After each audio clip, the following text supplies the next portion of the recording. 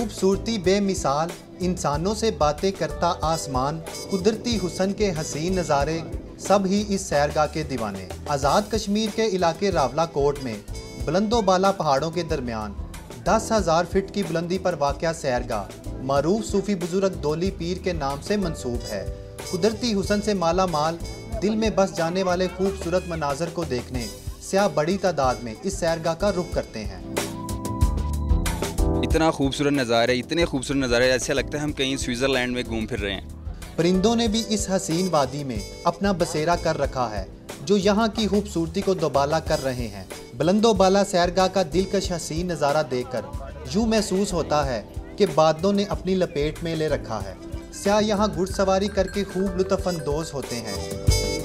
बादल बहुत अच्छे होते हैं यहाँ पे और ऐसा लगता है कि यहाँ जन्नत है। बहुत अच्छा मौसम है यहाँ इस जगह का।